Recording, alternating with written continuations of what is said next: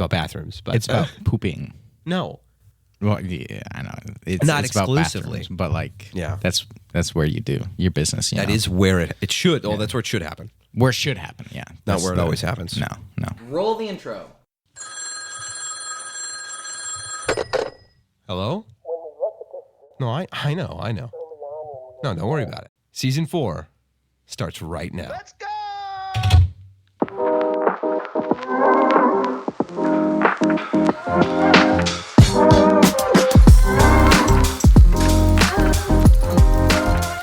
Welcome back, ladies and gentlemen, to another episode of Under the Influence, Season 4, Episode 10. What? Episode 10. Okay. Episode 10. Yeah. We're so glad you're here. You saw last week as we recorded, unfortunately, without Byron. And you see again this week as we record, unfortunately, without Byron. I hope I'm looking at the right camera. Maybe I should have been looking at this one. I'll look back at this one. Sorry, Shibley. Tom Cruise laugh. Jude can do that really well. Yeah. I've tried, but Jude's really good at that. Tom Cruise laugh. Yeah, I didn't even see Tom Cruise when you were. Well, yeah, doing you that. probably saw Jack Nicholson because apparently I look like Jack Nicholson. Thanks, Shib. He did say that. That was quote. He did when we were getting verbatim. ready. He said, "Jerry, you look like Jack Nicholson, but you can do a good Jordan Well, not Peterson impression." not just Jack Nicholson, specifically the Joker. Jack Nicholson is what he was. Yeah, I'd rather look like Jack Nicholson as the Joker though than Jack Nicholson in The Shining. Like the free scene. Dude, just Jack Nicholson in The Shining. Everything about that, Oh, okay. I just don't. He creeps me Not out. a fan. Because the cartoonish element of Jack Nicholson as Joker but like the close to reality, but also like it's the uncanny valley-ness kind of thing with JackNicholson. Of him just because like he's a being real insane. person. Yeah, it's creepy. Thanks for being here. We're so glad that you are. This is Under the Influence of Jesus, the primary, or Under the Influence, excuse me, of Jesus, is the primary podcast here at Christian Influence Studios. We are here again, like I said, without Byron, to discuss things, to hopefully provide entertaining content and discussion for you to enjoy. But primarily, we want to exemplify Christ-centered discussion between friends and hopefully encourage you to do the same thing. But many of you are here because you just enjoy it, right? The episode coming out next, by the way, is the Hunter Hoover guest episode, and so I've been editing the audio for that, and man, it's a good one. That's going to give you guys a little bit of a clue into how ahead sometimes we record these, but man, it's a good one. It's just so funny. Like Perry came up to the office while I was like editing, and I'm like normalizing audio, like bringing it up just a little bit, and so I see a chunk, I highlight it, normalize, but then it starts playing sometimes, and she comes up and it started playing a part where Byron just goes, "Oh man, what was it?" The way out of context, it sounded like he was talking like to a kid saying, "Okay, number 2 does not belong on the floor." like out of context, it's just like Byron going, "Now listen, number 2 does not belong on the floor." Something like that. Or we do not, number 2 on the floor. And then another part was like urine and poo-poo. Like I just highlighted, brought it up, and then played it, and Byron's like urine and poo poo or something. And if you've listened or watched that episode with Hunter Hoover, you know why It should make sense. Yeah. It should make sense. He has a podcast about bathrooms, so whenever he's here, we always end up talking about bathrooms. Poop talk. Poo talk. Yeah, Poo talk. I mean, literally in the episode, you say something like, "Hunter, don't you have a podcast about poop?" And he's like, "Well, it's not about poop. It's about bathrooms, but It's about pooping. No." Well, yeah, I know. It's Not it's about exclusively. bathrooms, but like, Yeah. that's where you do your business. That is where it should. Oh, that's where it should happen. where it should happen. Yeah, Not That's where it always happens. No, it And doesn't. I think that's part of what Byron was talking about. He was talking about the muscles that keep it off the floor. That's what he's saying. It's like, Oh yeah. he's like, poo. Whatever, it doesn't matter. But it keeps it off the floor. And he was talking about the muscles that literally keep your bathroom stuff in your body until you need to use those muscles. And that's actually a clip that is exclusively on Patreon. So if you want to hear Byron give the scientific understanding of how the bathroom situation works, I mean, he's trained to be a physical therapist, so he would know. Yeah, he would. But let's try and get to the stuff at hand. Yep. Opening hypothetical. Opening hypothetical. And hypothetical. This is just opening hypothetical discussion. Just a hypothetical. Cool. Oh, yeah. Cool. Fanny packs. Are they a fashion faux pas or are they functionally fashionable? I think they are functional. I do not think that they're functionally fashionable. Oh, poop. I spilled my tea. On your on phone. my phone and on the table. Technical difficulties here. Maybe I shouldn't drink my tea over my cell phone. Maybe. Oh, the baton pass. I thought that was just... Thank you, Shibbles. I thought that was literally just an empty paper towel roll. That would have been so much more funny. What the heck am I funny. supposed to do with that? He just gives you an empty paper towel roll. Here, good luck. Thank you, man. That would have been funny, though. What were you saying? No, but I think that they're functional, obviously, and it's good to have like your stuff like there in front of you instead of having like your wallet on your back pocket, like if you're traveling and stuff. Because It could be anywhere. It doesn't have to be in front of you. It could be here. Yeah. Here. I mean, the Like possibilities the are endless. possibilities are endless. Yeah, you could have it on your forehead, which would be Incredible. But I don't think that they're like. I think that they can be pulled off, like that you won't look terrible wearing it. Okay. But I don't think that it is like There's no looking good. there's no looking good. Yeah, you can look like fine, like when you're wearing it, but you'll never like. I don't think that you can really be looking good with it unless you're literally going for a look. But unless you're like Jude. Because Jude what I can was literally thinking. just pull off like know. the most Anything, ridiculous and like ugly combinations of clothing. Maybe that's what we need to talk about. Why can my brother pull off pretty much any look? Like, I don't understand. Why? Like, There has to be a science behind it. there has to be. Is it because he's tall and skinny? It might be. Is it because he's just... I don't know. I think it's got to be something about like a subconscious understanding of his reckless unashamedness. You know, like It people might can be. just, it's infectious. Like they go, oh, this guy isn't embarrassed about what he's doing. Yeah, it might just be like the way that he holds himself and presents himself. Because like, yeah, He doesn't hold it's- himself. Well, no, sometimes he does hold himself like this. But it's like, But he's not doing that for the sake of like. You No, know, he's it's- just- It's not. Yeah. Jude at one point was like, I want a straw hat. I want to unironically wear a straw hat and, you know, kind of Monkey D. Luffy from One Piece style straw hat. But he's like, but I don't want one that looks like a costume for Monkey D. Luffy. So when Perry and I were considering what to get him for Christmas, we were at the Woodburn Outlets, and you've heard, if you're a long-time listener, you've heard the story of me telling about one time when Perry and I were doing premarital counseling, and I had to run from one side of the Woodburn Outlets to the other. That's that day. After we finished our premarital counseling, we walked around and we were at the Hurley store, and I was like, look, they have a straw hat here. This looks exactly like what Jude wants, but it's got a Hurley logo on it. We did end up buying it. We just took the logo off of it. And now Jude's wearing that in Georgia. It's great. But while we're there, there's like, you know, Hurley clothes. It's a specific kind of look, right? Yeah. Like there's a lot of kind of surfer style, but also just like, you know, some men's clothing that's got like maybe a flower pattern on it or something like that. And I was like, you know, some of it looks good. Some guys wear it and it looks good. Yeah. And I was like, man, I just wish I could pull this stuff off. And Perry was kind of like, well, I'm glad you can't, because she doesn't like it. But I was like, man, and I was getting mad. I was like, man, you know what? This looks like something Jude could pull off. And then I realized every clothing store we went to, I'm like, Jude could pull that off. Jude could pull that off. And then I was just getting more and more upset. But like, dude, my brother can just pull off any of these clothes. He could probably wear like flip-flops, khakis, one of those flower shirts, the straw hat, and the fanny. I feel like I'm describing an outfit he's worn. Yeah, I feel like he's. I would just be like, nice. Yeah, like. Makes me mad. Yeah, it's, I know he's listening. It's a little bit upsetty spaghetti. Like, Upsetty spaghetti. yeah. I know he's listening. Jude, why?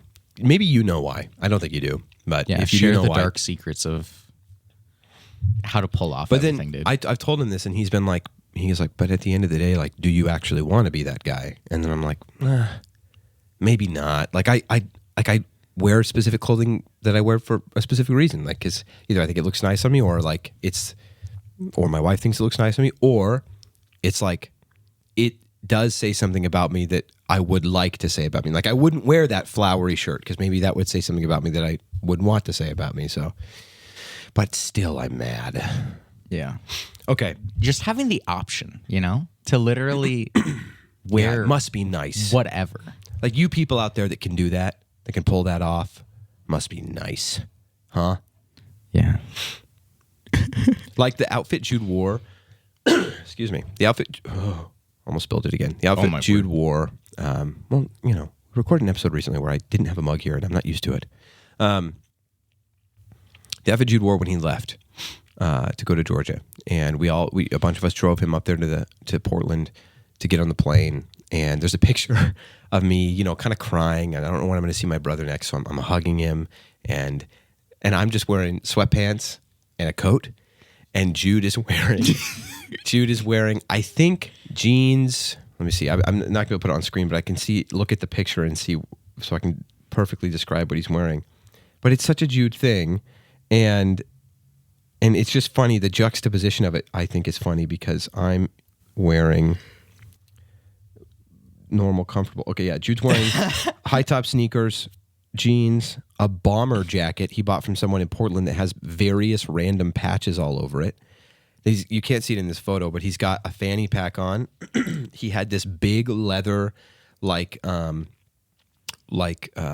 style messenger bag. On one side, it's just chocked full of stuff, so full. And then he's wearing that straw hat that we got him. But then he frayed the edges of it. Yeah, he frayed It's amazing. Yeah. I think it's very funny. And then I don't know what he's wearing under. Oh, and a white t-shirt. Just a white. Oh, and of course, sporting a mustache. White t-shirt. It's great. So, yeah, must be nice. Yeah, it must be. So I will take the opposing view. I actually think that they can be functionally fashionable because of people like Jude. That was what I was going to say. Okay. Jude wears it, and I go, actually, it looks good. I think that Jude's the exception that makes the rule. It's not functional, but Matt wears them, and I don't think it looks bad on Matt. But I don't think it looks good on Matt, but I think that it's fine. The way that it's a Gen Z thing. It's a good fashion. The way that some of them have been wearing it now is like a sling thing, though. I think that looks good. Okay. On specific people. Just because it's like, well, yeah, it looks good on that person doesn't then mean that so sometimes it looks good. It's functionally fashionable. But I do agree with you. The function thing, I think the function is, I've often thought man, I wish I could pull off a fanny pack because I'm jealous because it's so handy. Imagine handy. Putting everything. Man, that's amazing. A guy could get the functionality that a woman has of a purse, but not carry a purse. Yeah. But we kind of make up for that because we get big pockets. Massive pockets. Yeah, or maybe ours are just normal. Yeah. I mean, yeah, some though are massive where you can just fit a full-size Switch in your pocket. Yeah, that's ridiculous. It's kind of ridiculous. That's ridiculous. But it's incredible when you wear those, you put a Switch in, and then you're around women, and then are just oh, I got. Yeah. And they're just well, you heard it here, folks. So we are fashion experts. We are. So it's good that we asked this question. Yeah, with us. Yeah. Fanny packs. They're at least functional. We agree on that. Yeah, they are quite functional. All right, I've got a return of a previous segment. We're trying to speed through this. Yeah. But return of hypotheticals. Are you ready? I am. Or the return of cult or hypothetical. That episode has since come out. People loved it. People really liked the segment. I was immediately told you have to do this again, and I was actually already planning on doing this again today. So, those who don't know, I have either found a real-life cult online and rewritten a description about it in my own words, or entirely concocted a cult of my own creation. Last time, we talked about the Tunnel Path Collective. Yeah. That was a cult of my own creation. And I fooled my fellow co-stars here. Obviously, Byron's not here. My goal is for either... Well, not the producer. The co-stars. I know, co-stars. Not. Producer Shibley did get it correct. Yeah. And I was impressed. Also, there was a viewer who was like, dude, I watched Wendigoon's episode about cults, therefore I definitely got it correct. So that was cool. But I should have watched that full thing. Yeah, bummer. I was worried about that. I was like, oh man, if I ever that means Levi, if he has watched it or does watch it, he'll be better at identifying my fake ones or just know the real ones because he heard about it in that episode. Yeah. So we'll see. Did you watch that episode? I haven't, no. Oh, good. I need to. Well, we'll see. Oh, did you pull one from him? No, I'm just saying good because like I feel he talks in that about what makes a cult too and stuff. So it's like that might help Levi suss out my fake ones. So we'll see. If this is a fake one, we'll see if you suss it out. If it's not, we'll see if you recognize it, whatever. But I thought for a long time, really thought all the 5, 6, 7 steps ahead on how do I make one up again now? Do I follow it up 2 in a row? Do I pick a real one? Do I go back and let's see. We'll see. I obviously made a decision. You obviously did. The year is 1969. It marked the creation of what is now a multi-million-dollar tea company known as Celestial Seasonings by a group of hikers in Colorado.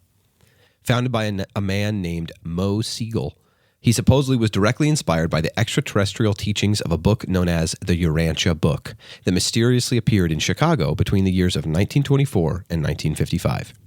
According to Siegel, he both found the book and started his tea company the same summer of 1969 and directly credits the celestial teachings of the Urantia Book having inspired him to sell tea for the health and wellness of those all over the world.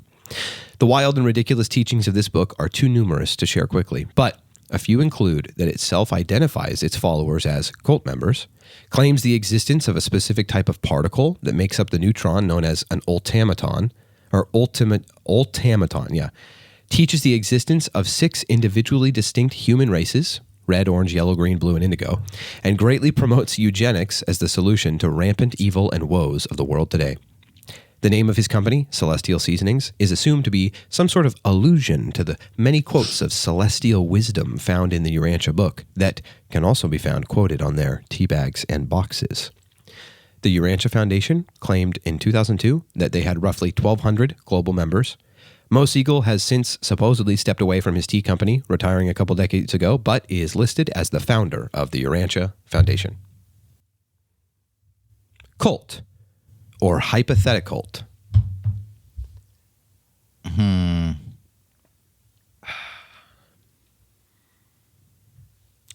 was a long one. It was a long one. A lot of details. There was a lot of details. What do you think, listener? You listening or watching, hopefully watching on YouTube. Comment down below. What do you think, cult or hypothetical? And why? I feel like a woman. No. I feel like a woman. No, I don't believe it. You think I made it up? Yeah, All I right. feel like you did. But I'm not sure. Well, walk us through. What's making you feel that way? I don't know. I've not heard about it. But Okay. that doesn't really mean much. Because I've not looked into a bunch of things. That helps for this game. So you're not allowed to do that in the future then. Gosh dang it.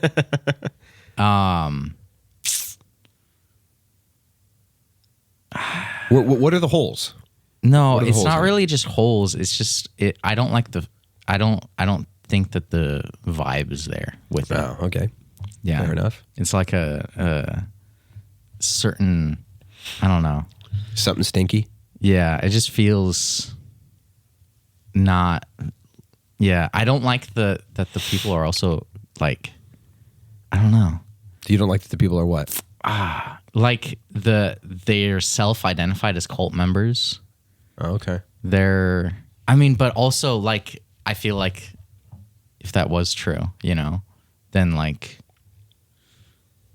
it would help in the game, Oh, it would help in this game. I was how would that help them? No, but it doesn't help them. But I feel like it's so outlandish. Mm-hmm. But like, what was the 4 colors of people? The races of people. Yeah. So these are claims that this book makes. It's got Yes, a bunch of crazy claims. It teaches the existence of 6 individually distinct human races. Those are, this is what they identify. Sorry. Red, orange, yellow, green, blue, and indigo. Those are the races of people that exist. No names for them, just the colors. Yeah. So like also I just feel like it's super outlandish, and I feel like you're just trying to like see how far you can take it a little bit. How far I can push the envelope? Yeah. Okay. Maybe. Yeah. Or people are really stupid. Or I mean, people are incredibly stupid. Okay. Well, are you locking that in? You think it's a hypothetical cult? Yeah. Okay, locked in. Shibley, thumbs up if you think it's a real cult. Thumbs down if you think I made it up. You think it's real? Okay, so we've completely switched here. Levi, last time. Dude, I don't trust things anymore. Now you I've just lost think trust in you just think things. I'm making things up. But Yeah. Shibley out there, I'll be curious to hear why maybe he thinks that in a second. Are you ready? Ooh, what if I should I save it to the end of the episode? No. I'm going to do that. No. I'm going to do that. So people got to stick around and watch. You want to know if was it a cult So you or can- a hypothetical? Did I make it up or is it real? Stick around. I'll do that at the end of the episode. Dang. Sorry, buddy. So, yeah, that's fun. We're going to go ahead and go on now. We've got a bit of a video reaction here. You, if you tuned in, I think it was last week's episode, we were also alone, right? And we talked about George Janko because we watched a clip of his and we talked about Cliffe Knechtle and that whole thing and like how George started his own podcast and ended up getting Cliffe Knechtle on the show and all this stuff, right? Really cool stuff. We also talked about, why George had his own show, where he came from. And I've kind of followed this a little bit. And Levi, you didn't really know like that history, right? No, I didn't know any of the history about it. Yeah. And that's kind of what makes it really cool, I think, it in a makes lot of it ways. so much cooler. Well, since we recorded that last week, Logan Paul has released an episode of his podcast, Impaulsive, which George used to be on, right? Which he eventually left, and it was around. There was some drama there. Part of it seems though it was because he's a Christian and he felt like he couldn't do what he should be doing there. But also him and Logan, like there was a bunch of issues there. Well, Logan has now had Cliffe Knechtle on his show. Huge, dude, because like just if nothing else, even if it doesn't go anywhere to change Logan's heart, right? Because we know Logan's not a believer. He says that. The other guy on his show claims to be a believer, which I did not expect or know. That guy on the couch? Okay. He claims to be a believer, which is cool. I think he's seeming to be in a similar place to where George was at the very beginning of him being on Logan's show, where he was like, yeah, I'm a believer, but, all these things. He seems to be in a similar place. But he's also kind of self-proclaimed kind of spiritual. But if nothing else, even if it doesn't actually have an impact on these guys' lives, these guys have a huge show. Bringing two mature Christians like Cliffe and Stuart Knechtle onto that show is really cool. All the people that are watching this getting to hear, like, it's not just that these guys are Christians who are just like hanging out and they happen to be Christians and every now and then they go back and talk about their faith. The whole purpose that they're there is to answer questions. Yeah. It's so cool. And Cliffe, like, that's all he does anyway. He go like everything. Ask Cliffe, like, yeah. And he goes out to college campuses and has all of these people ask him questions, and he answers from the Bible to the best of his ability. Yeah. No, that's like, I just think that is so cool. And so now, like, because Logan kind of has like a following, he's a little Big bit one. like he's known a little bit. The thing about Logan that's crazy is he is, I was telling Perry, like, just to give her some background when I was talking about how excited this made me. He is like the epitome of what, unfortunately, the world will prop up. People who have even done things that the world go, that's disgusting. Yeah. But yet, despite that, they still come back and are like, all right, they prop them up. But then with people like us, like when a Christian does something that they don't approve of, it's like, you're down forever. You're never coming back. You're always, the cancel thing kind of like, you're always scarred by something that we don't like. But it's like, even though he's done that whole suicide forest thing, he's had multiple controversies. Like over and over and over again. He's like, still, he can't people are like, get out of it. Whatever. Yeah. It's like crazy. A lot of people just don't like the guy at all. Yeah. Like most people that I've talked to. A lot of people that watch him, they watch him just because they don't like him. just because they don't like him. But there's a lot of people that do, and mostly young people. And I'm not saying it's wrong to forgive. Like, cool, good for him, I suppose, that like he's made mistakes and then, I mean, like the Japan thing, he's owned up to it. Yeah. Like, and then been given another chance. I think that Christians should embody that.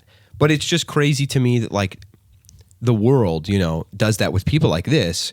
and then definitely doesn't do it with believers. But all that to say, he's got a huge show, huge following. Yeah, massive. I think God definitely used that show for people like George Janko, like gave him a following so that now God is clearly using George Janko's show. You know, he's got a big show, often gets more views now than Logan Paul's show, which is crazy. And he's often coming back to how the reason he's doing what he's doing and has gotten to the place he's gotten is because of God.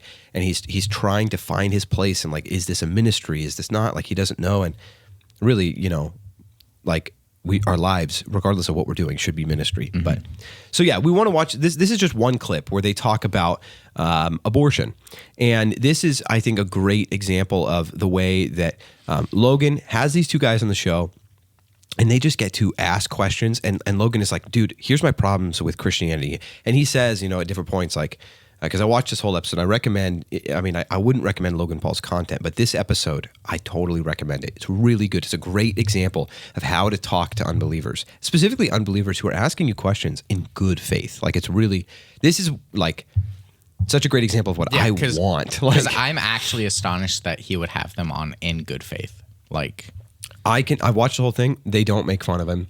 I mean, unless that got cut out, but they don't make fun of Cliffe. They talk often how much they respect Cliffe. They're like, dude, you're a great guy. Like, there's parts where Cliffe goes, I'm a dirty, rotten sinner. And they're like, okay, man, come on. There's no way you mean that. Like, you are what I expect to be like a perfect human. And he's like, well, that's nice of you to say. Any good to me as God. But like, they're really, like, they clearly respect him. And and they come to him going like, we actually want to know what you have, you know, for answers. So really cool. But We'll quickly watch this, and I know, so Shibley, you've got to go, so you won't be able to like pause it for us to talk. I'll stay. Are you sure? Okay, all right. Go for it then. Because I was going to say, you could start it, and then we could watch the whole thing. 12-year-old is, and a subset of Christians say she can't have an abortion because it's against the Bible, or it's illegal in their state, and which I think is another issue. I mean, the intertwining of church and state. Here, can you pause real quick? Maybe turn it up just a little bit for us. It's a little. Oh, it's all the way up. All right. Well, never mind. Okay, just to preamble it a little bit. It jumped right in. Yeah, and they bleeped a word. What they're talking about is, you know, the common discussion, right, with abortion is always the extremes. Like, the justification for abortion, especially from a political perspective, the side that says we should allow it is always like, well, what about when someone is assaulted? You're going to force them to keep that baby? The fact of the matter is, it's a really, really small, strikingly small. I think it's less than 1% or it's like 1, 2, somewhere in there, right? It's an incredibly small percentage. Yeah, I'm not going to say what it is because I'm going to get it wrong, but I know it's incredibly small, right? Yeah. It's one of these. You're using the percentage of abortions that are, as a result of things like that, are strikingly small, and you're going to use that to create the rule, right? We should never do that in life. Like, let's create a rule for something based on the evidence that is a tiny portion of something, right? Like, but because it's emotional, right? It appeals to people's emotion. That is where often a lot, even Christians too, are like, oh, well, then I guess, you know, like they'll concede the point because, you know, it's an emotion-driven argument. But the problem with that is, it's like, well, unfortunately, God says something is wrong. You have to remember what abortion is. It is the ending of a human life. What is murder? Murder is the ending of a human life. And I think Cliffe talks about this, right? But the ending of a human life for selfish reasons. And it's like, God tells us specifically that is wrong. And to respond to some sinful action, right? The assault of a 12-year-old girl, and that 12-year-old girl being pregnant as a result, right? The appropriate response to that is not more sin, right? No. And if killing is a sin, then unfortunately, you know, it's a sad reality. But we do know as Christians that even out of the most dark and evil things, God will use them for good. But so I didn't realize it was going to start that. Yeah. But he says immediately, you know, the assault of a 12-year-old girl, are you telling me that we have to force that girl because of what the Bible says? So we can resume, but there's a little bit, hopefully, context to help the viewer get behind, because even though you may be an American who lives in Texas, perhaps you're not a Christian, and perhaps you don't abide by Christian rules and beliefs, and so, you know, it's not legal in Texas to get an abortion, but partially because the Bible said so, and when the Constitution was written, it was heavily intertwined in that document. And so that's another thing I thought is a little hard for me to be able to get behind. I really believe in women being able to make choices with their own body. And I don't think a panel of men should have any say in that. Right. You mentioned to us when we walked in that you're here to see the Right now, Stuart is talking to Logan's mom. ultrasound of your child. Yep. Okay, last generation, Yep. it was only 35% of the U.S. was pro-life. Yep. Now it's 51%. Like, that's a pretty. It's because of ultrasound. Is that Is that true? Yeah, so That's go ahead true. and pause it real It's quick. a pretty drastic change Insane. because of ultrasound. Insane. And I think You can go ahead and hit 1.25 speed if you want. It might help us get through it faster. So you'll see a lot of this. Logan likes to come back to, even when he starts to kind of agree with them in some ways, Logan will come back to regularly the whole like, but at the end of the day, I don't want to remove something from women. Yeah. Or from women, you know. And a lot of it, we've talked about this before, but a lot of it feels kind of like a white knight thing. Like he wants to be remembered. Yeah. I support women. I support women. Even when he disagrees, it's interesting, but go ahead. right then and there, you see obviously the baby being torn apart. You see the baby having emotions, back to your point, and you ascribe value to that fetus or pre-fetus. And so when I hear, for example, over in the Netherlands, you know, I first heard it and I got excited when I heard, oh, you know, Down syndrome, they're finding a type of cure. Well, I found out they're just aborting all Down syndrome babies. What's a cure? That's a cure, right? Some type of cure. Yeah. And that's so bad ascribing one. zero value to Down syndrome babies. We have a bunch of Down syndrome kids in our church who are the happiest, most joy-filled, most life-giving human beings imaginable. And so that's when you play fast and loose, I think, with human life. And again, if you don't ascribe value something outside of, oh, they're healthy, or they're not going to be a suck on society. If it's something beyond that where it's, no, they have value no matter what because they're created in God's image. They reflect even God's image. Then you can't end that life. It's very funny you bring up the ultrasound thing. We got the ultrasound of my Nice, yeah. unborn baby girl yesterday. Congrats. And by the way, you're absolutely right. I'm super pro-life. I always will be. I Okay. think it's weird for Wait. Right? That's what I mean to say. He'll say things like that, and then also at the same time say things like, but I won't remove a woman's choice of her body. Yeah, it sounded like he's like, oh yeah, I'm super pro-life, but I mean, Yeah. I have nothing to say about it because I'm a man. Which There's is- sometimes, this might be one of them, there's sometimes where he accidentally says pro-life, but you know he means to say pro-choice. But I don't remember if that's one of them. There are some It times where sounds he right says, here that he's saying pro-life. yeah, because it's like what they're saying is like, oh yeah, I think right now he means it because he's saying like, oh yeah, when I looked at the ultrasound of my daughter, oh, I was like, how could you want to kill this thing? And I think there's some, just so you guys know, there's some language in this clip. We're going to try and bleep it out, but there's some language, and if we miss it, sorry. But it is what it is. Go ahead. anyone to decide what anyone else does with their body. That's insane. Well, let me. Let me. I just want to. No, I just want to. So yeah, I think right there he I meant saw the pro-choice. ultrasound yesterday. But- 21-week-old baby. And I saw fingers. I saw hands. I saw a baby. I saw a little human. Personally, yeah, seems a little f***ed up to abort a 21-year-old weak baby. Oh, they believed it. 21-year-old weak. 21-week-old baby. Old baby. Yeah, the ultrasound makes it super, super real. But in those odd instances and unfortunate instances where, like, again, it's always you always have people pushing back on the conversation, or even like say someone determines they're not responsible enough, and that's a responsible decision in itself. Maybe I'm not at a point in my life where I'm willing to take care of a child because I don't have the means, the resources, the finances. I'm not stable enough in my own life to be able to bear this baby. That's I think responsible and like maybe a little bit of an ethical decision. No, because man. deemed you're not I hate that. able to raise this baby yet. But Pause, even pause, your pause. state. They're going to respond to that. I hate that argument so much. And I understand.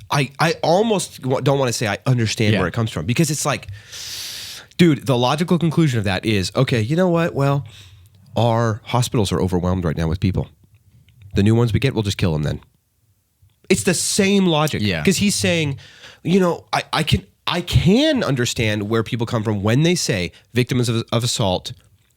You know, they're trying, it's because they're emotional. They feel bad. They're like, yeah, you shouldn't have to bear this mark of what happened to you. I get that, disagree with, because it's sad and we should empathize with those people and try and help them deal with this sin, right? This result of sin that has been done to them, this horrible act. However, then he turns and says, but it is kind of like a responsible decision too, in the same vein as that. When you just go, I'm pregnant, but I don't think I could take care of this kid. I don't think I'm in a place right now. I understand, but it's saying the lack of resources I have. Now, Yeah. So the logical conclusion to that is that when we have lack of resources in society to care for our elderly, we should start just killing our elderly then, which I say it's slippery slope, but that's starting to kind of become the thing too, in Canada, but to get political. It makes me really sad. Yeah, I've got family that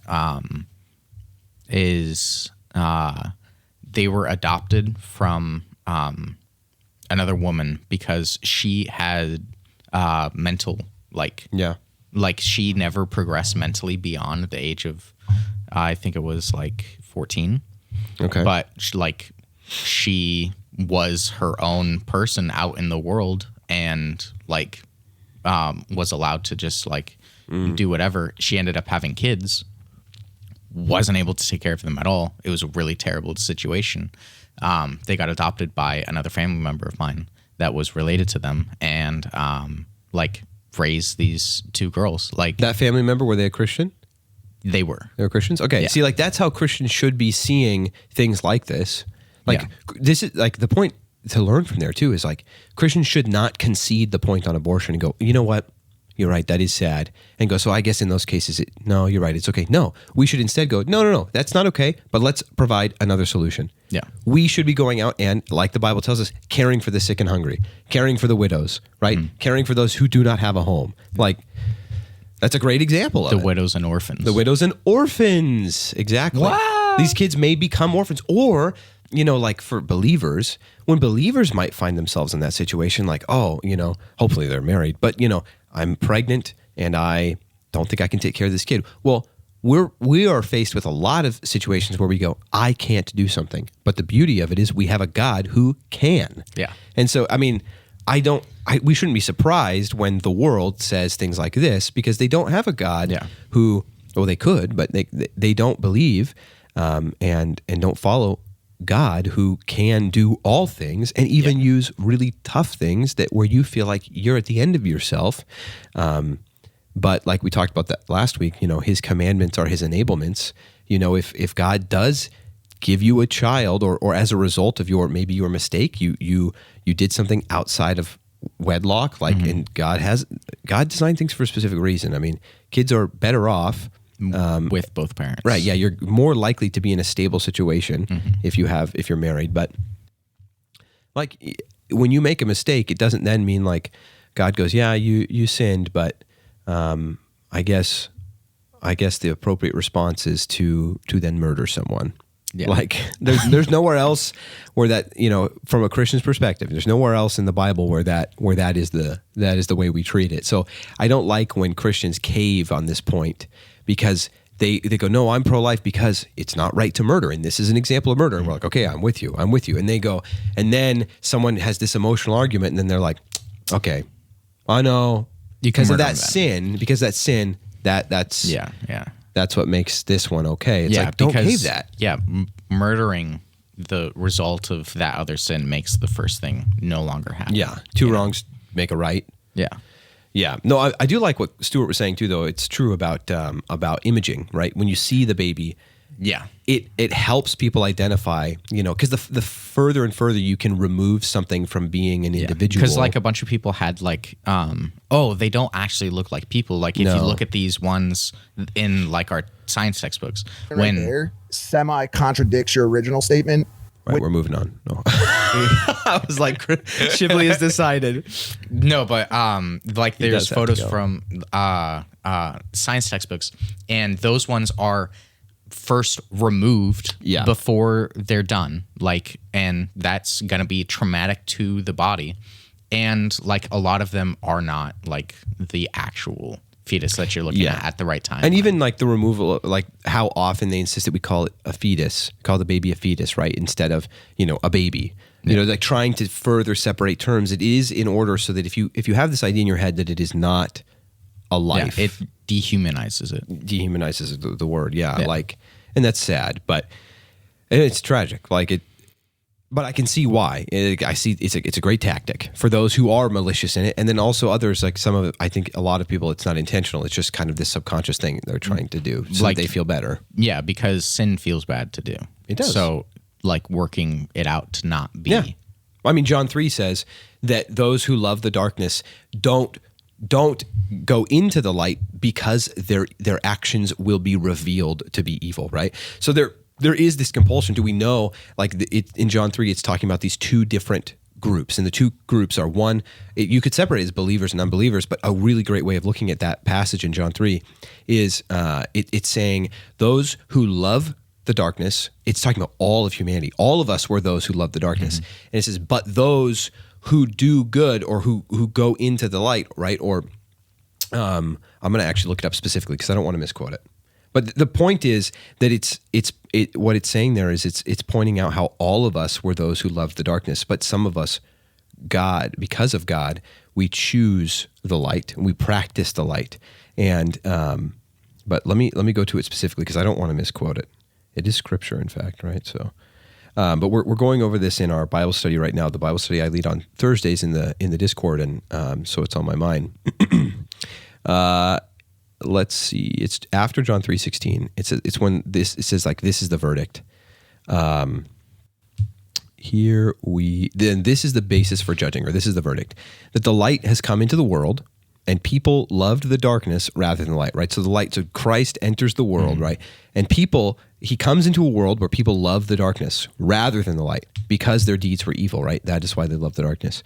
For everyone who does evil hates the light and does not come to the light, so that their deeds will not be exposed, right? So there is this natural compulsion, right? Mm-hmm. For the world and the unbelievers. It's like we don't come to the light because what will happen? Well, our deeds will be exposed to be evil. So the more you can separate terms, right? Mm-hmm. It makes sense. Like we see even in the Bible where it says why this will happen. So maybe it shouldn't surprise me so much, but it just fires me up. But then it says, but the one who practices the truth comes to the light, so that it may be plainly evident that his deeds have been done in God. So this other group, right, those who leave the darkness, by practicing the truth, they come to the light. And I like that it specifies that, because the truth really is that we are all those who love the darkness. Mm-hmm. But if we practice the truth, we are coming to the light. We're leaving the darkness. And really, actually, God is drawing us out of the darkness because he comes into the world. So it's like, yeah, we practice the truth and therefore we come to the light. But that's not possible if first God did not come to the world. The light did not come into the world. But all right, yeah, let's kick it. Able to raise his baby yet? But even your statement right there semi contradicts your original statement, which is that you shouldn't be passing any judgment on when abortion is or isn't okay because the woman should have the whole say. Wrong reason, but in your original statement, if a woman says I want to abort this baby, it's her body, her choice. So we all abide to that. So we should have we shouldn't even be having this discussion based on your original. Well, that's what it is. No. We should be having this discussion because it's all a discussion. I think at the end of the day, yeah, absolutely. I will always side with a woman who wants to do what she wants to do with her body. I believe that. So if Nina came, sorry to murder your baby again for the third time today. if Nina came up to you today and was like, listen, like I'm having second thoughts here. Yep. What I would do is have a prolonged discussion with her that I hope she'd be receptive to. Mm-hmm. And I think that's like healthy, you know? Well, I mean, what else can you do? No. I mean, I don't know, but like at the end of the day, what am I going to force her to that's carry what I'm saying. a child for 6 months? That's wild to me. No, you're right. The ultrasound thing is interesting because I saw this baby and I did have the thought like, I'm pro-life, but like killing this thing is a little fricked up. if I were to like make that decision is wild, but in the instances so he does mean for choice, yeah. The most unfortunate circumstances, based on your scripture, you're still unwilling to be okay with that decision of killing an unborn child, even if it was a product of. The Bible never uses the word abortion. Okay? The Bible does say we're not to murder. And murder is killing motivated by selfishness, hatred, or revenge. Obviously, there's such a thing as self-defense, which is different ethically. So murder is killing motivated by selfishness, hatred, or revenge. All right, so then obviously the hard question is, when does human life begin? Yeah. Right? That's the hard question. It's the question. For sure. Now, in every major university hospital in the United States, if a body lying on an intensive care bed has brain activity and heartbeat, doctors and nurses are legally, medically responsible to do everything within their power to sustain that life. So between 6 to 10 weeks after conception, that, quote, little piece of skin in a woman's womb has both heartbeat and brain activity. It has the credentials to merit what Thank we you. consider life. That Okay. makes a lot of sense to me. Okay, good. So then the difficult question becomes, well, what about before 6 to 10 weeks? All right. What is the difference between a 2-week-old fertilized egg, a 6-month-old fertilized egg, and you? I would argue there is no difference in kind. There is a difference in degree, obviously, of maturation. Different degree of maturation, no difference in kind. 100 times out of 100, that little fertilized egg is going to come down a woman's birth canal, never as an alligator, never as a chicken or a bunny rabbit, 100 times out of 100 as a baby, as a human life. So therefore, I would argue that before 6 to 10 weeks, even though there is no brain activity or heartbeat, you've got a human being there because there's no difference in kind, just in degree of maturation. So that is why I would be very, very hesitant to go down the abortion path. Makes sense. Does that make sense? Totally makes sense. I guess I'll always fall back on like, we can sit here on this couch and like talk as men about what we think about it, but like men, It's such a cop out. Hurts me. Hey guys, if you Okay, he says, but as men, we shouldn't. It's like I think he's pretty much there. He goes, Like- yeah, because he's a pretty logical dude. He says that about himself a lot, but it's kind of because he is. Like, he does understand how, this logic is not being applied here. Now, it doesn't mean that he's not capable of failing, but yeah, he's just got like, he has to have like, because if he lets go of that thing, like I feel like, thank you, Shibs, for sticking around. Sorry, we kept you. Oh, okay. Oh, okay. But we shouldn't have to go back. So if you have to, you're good to go. what was I saying? I'm sorry. Because we have people where like they change what their thoughts are on a specific thing, and then they like plummet in like celebrity things. They just get raked over the coals. They're hated for, you're evil and terrible. Yeah. Like the minute that Chris Pratt was like, oh, yeah, I am a Christian, then everybody's like, well, kill him. Is that what you're saying? Yeah, that kind of thing. So if he ever goes like, well, yeah, and I think that it should be all of our choices and not just like a woman's choice. And then it's just like, oh, well, you're not on our side anymore. Yeah. And then like, because what little fan base that he does have seems Little? to be, well, Yeah. like compared to what he like could have had Yeah. If he based hadn't on messed everything, up. if he hadn't constantly messed up like Oh, continuously. yeah. He was skyrocketing in popularity. Like on it was the just YouTube going up scene. and up and up and up and up, and then like one thing after another. But here's something to think about. Here's a little thought experiment. Logan Paul, right? Yeah. Becomes a believer. Starts making the right decisions. Dude, God has allowed him to endure a lot of, I messed up. I know. I messed up, and yet I'm going to come back. And so he will have endured things that will make it easier for him to then go, you know what? I can make that decision. I can say that and deal with the cancellation thing, right? Like, that's pretty cool. So the problem though is that I know that God can, and like God can make it incredible, but he has to think like, I know, yeah. he has to make that step in faith. Yes. And like, I'm just saying, I could like, let's say we're 5 years in the future and we go like, man, Logan Paul, he's on fire for Jesus. Like, let's pretend like he's like that. He's out preaching the gospel. Everything he's doing is totally different, right? Totally like where we could be like, this is great. I could totally then see us sitting there going like, man, looking back at his life, because like when you consider people's testimonies, often you can look back and go like, man, I can really see how God used this specific thing. How at the time we couldn't see how God was using it. God used this and this and this to literally develop the right person to do these things. yeah, And so if that future happens, I can see that. I will be. Like, I think I like could see that would be a super cool, incredible thing that God's done. maybe even something he would say like, you know what, I endured those. I can endure this because this is right. Like, that'd be cool. But yeah, he's got to be. He's got because to love like Jesus. what God said, when he said like it's easier for a camel to go through the eye of a needle than for a rich person to enter the kingdom of heaven. Yeah.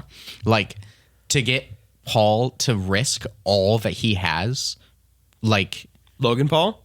Or are you saying Paul? Logan Paul. Okay, when you said Paul, then I thought we were talking about the apostle. For Logan Paul to like put everything that he has on the line to come out as a Christian, like it might be easier now that he's seen his buddy do it.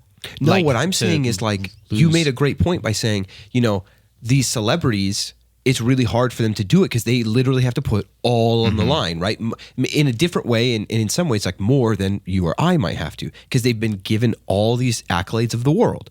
What I'm saying is like his life, even amongst the world, has been one where he's endured the I lost it and got some of it back. True. I lost it. Yeah. And he like, so it would be cool because God could use him specifically to showcase someone who goes, you know what? I'm saved now. And yeah, I do have to put it all on the line for what's right. But before I even was doing it for what's right, I did that, lost it, and kept going. I can do this now. God has shown me that this matters. That's what I mean. Like, because it is hard. And like, so like, look at celebrities who may not have had to do that. And then they get saved and then they go, I'm not willing to do that. Right. Bummer. Right. But this could be, what if he becomes an example of someone who, because of what he's endured, God uses that for him to be one that does. Like, that would be really cool. Glory to God. That would be super cool. Hopefully. It would be incredible, but I'm just saying that, like, I'm not saying that's going to happen. I just mean that if that did, I'd be like, well, then I could see how God had laid out some specific things, you know, and or specifically used Logan for this because of what he was able to endure before he was a believer, and then God used it for good. But and I mean, if you're laying out everything, like putting it all on the line constantly, and then like you're getting some returns, and like, I mean, it's not to the degree that it could have been, but how much more so would your returns be if you're working with the God of the universe, you know? Like, they may not be financial return, but they are like what really matters, like the souls of people, and like, the growing of the kingdom of heaven. Like, you're receiving the souls of people. No, Logan Paul is actually an eldritch lord who wants your soul. No, exactly right. Like it is an eternal reward. And for the kingdom of heaven. But he has to like come to that decision, and we can't see the heart of people. We can't. We don't know what's actually like if he's struggling with things. Like, we can see that he obviously seems like, with seeing his own unborn child, that it would pain him incredibly to have like that child be murdered. So because he can see it. Dude, when I was bummed, because when we picked this clip to watch, I thought it was going to include it, and it didn't, because I wanted to get your reaction. Remember when I said there's something in here, and it didn't happen? Early in the abortion discussion, when they're talking, he goes, he brings up, hey, your mom's here, like he did here. That's why I thought it was about to happen. He's like, your mom's here because she came to see the ultrasound that you just got, right? And he's like, yeah. And then he starts to him and his buddy are like, yeah, I'm gonna be a dad. And they're talking, they're all getting excited. So then Cliffe goes, oh, good. I'm glad to see you react that way. So you're excited to see your daughter, and you know she's in there. She's your daughter, right? He's like, yeah. And he's like, that made it really real. Yeah. He goes, all right, well, let's say, someone comes in and they murder your daughter. And he's like, oh! And it's just like such a it was such kind of a clickbaity moment where Cliffe just perfectly drags them through. And he's like, okay, great. So you've got your daughter. You're so excited. Your daughter, you're raising your daughter, and someone murders your daughter. And then he's like, oh my goodness, Cliffe. That's why Mike goes, sorry to murder your daughter a third time. Because 3 times in conversation, it comes back. They use his daughter as the object of conversation. So Logan's just keep like, dude, I don't even have her in my arms yet. You guys are like, hypothetically for the discussion, killing her. But I think that I'm glad that they did that because it makes it very real for Logan. Yeah, that makes it like so much more real and like actually like more substantial, because like you can be all like it's all the woman's choice, but then when it's actually your kid and you have a part in it, and then to say, oh, I have no say though. Which is why men need to take more ownership. Like, take ownership. You were half of creating that baby. Yeah. Like, and so whenever we use the cop-out as people, it's like, well, it's the woman's body. Stop. Be more logical. The thing that you are dividing up and removing is not part of the woman, right? Mm-hmm. It is a baby. It is a separate individual. And he's recognizing that while also then saying the woman's body. So it bothers me when people say, well, it's a woman's body, woman's choice, and they believe that. But you can't really argue with them so much, because you have to first convince them that obviously, okay, no, it's a different individual. But if you can't get them there, then you can't point out the logical error in the thing. He obviously, you can it's tell, a conflict, right? You can tell that it's so conflicting, because he's like, okay, so what would happen if your girlfriend decided to, okay, we're going to abort. He's not okay because He's it's a like, different I'm not individual. okay. I'm going to have that incredible, deep discussion with her. And then he's like, so then what if she decides to do it? And then he's just like, It's her body, her choice. well, it's her body, her choice. Which, like, maybe he means, like, it's an individual that's impacting her body. But, dude, that's not what you're and saying. he's like, I'm not going to make her carry her for 6 months. Yeah. And it's just like, okay. Yeah, it's like, you know, what if, it's a bummer because, but there's some hope in it. Like, at least he's seeing the logical conclusion of the fact, or logic, you know, the logic in the fact that it is a different individual. It's just, it's more frustrating in some ways. What I was trying to say is more frustrating in some ways because, like, when you're talking to someone who doesn't even see that, then it's like, okay, first I have to at least convince you that this is a separate life, which they're saying ultrasound is doing more of that for people now. But Going from the Logan, 35% to 51%. Logan, it's just copium, right? Yeah, because he sees that, but at the same time goes back. But and goes, he has to grandstand and those two on things, his- Those two things can't. They're oil and water, you know. And so I hope he sees the illogical, like, ness of those two things. They're oil and water. That, like, he sees that this is a separate body, but is still saying it's a woman's body. But it is unfortunate. I'm just glad that they gave Cliffe Knechtle an opportunity to do this and talk about these things. Yeah, because even if Logan just doesn't change, other people can hear the truth on the platform that Logan has put in for himself. I mean, like... Yeah, when Cliffe brings that up, the reason I'm bummed, too, that it wasn't in this clip is they're talking about... and I just used this on Discord with someone, this framework. I basically just took what Cliffe Knechtle said and used it. We're talking about the gospel. But that he says, okay, so you've got a baby, right, on the way. And I think I don't think they were talking about abortion yet. This led them to talk to abortion. Okay. Cliffe goes, all right, cool. So a guy comes in and murders your baby. And then that's when Logan was like, oh my goodness. They were talking about the gospel and God specifically, how God is just. And Cliffe used this as an example to show Logan that it matters that God is just. Ruslan KD has a video on this, and you should watch it. It's great, where he reacts to this clip and he kind of extrapolates in this way, saying, you know, it's really encouraging to see Cliffe, someone like Cliffe, who can walk Logan through, and basically most of Logan's viewers through, the fact that it matters that God is just, which often ends up being something that trips people up. They don't like that God punishes, right? Mm-hmm. God punishes evil because they go, well, that means, you know, I was talking to a guy in Discord last night. It's like, well, you know, you're okay then with God sending people to hell forever. And I have to go like, well, yeah, because I'm okay. I love that my God, the God of the universe that created everything that there ever was, is, and will be, punishes evil. Yes, I love that. Now, it's sad to consider that there will be many people who reject God and therefore will spend eternity in hell. You know what? That makes me really sad. The appropriate response to that, though, is not going, well, then God is evil. Because he like walks Logan through the logic of the fact that I worship a God who is not all lovey-dovey. Like the world wishes, they're like, oh, well, what if God, and the many misinterpret God as this. Now, he is a just God who also loves. He is both just and loving. And that's the incredible thing about God, right? And the way he uses to describe that is this, like somebody comes in, murders your child, and then you would want justice to be done, right? Mm-hmm. You have a God, there is a God who also wants that justice. He's like, the fact of the matter is there's a God who your child matters to. Because if the government system was like, all right, we're going to go find that guy, they find him, and then they let him off scot-free. Well, that must then mean that your child didn't matter to that governmental system. The judicial system that decided, you know what, we're going to take that murderer, let him go. Guess what they're saying? Your child doesn't matter to us. What God says is, no, your child I love does matter to me because of the sin that is in the world. That man, because of his sin, will be punished. While also giving a logical and loving way to even save that man, though, right? Mm-hmm. Even that man can be saved because logically that punishment will still be dealt with and was by Jesus dying on the cross. Mm-hmm. And grace can be afforded to that man even if he does believe in that sacrifice and the resurrection of Jesus. But it's just like it's just something I don't think that people often talk about when sharing the gospel is this fact that like, no, it's a good thing that God is just.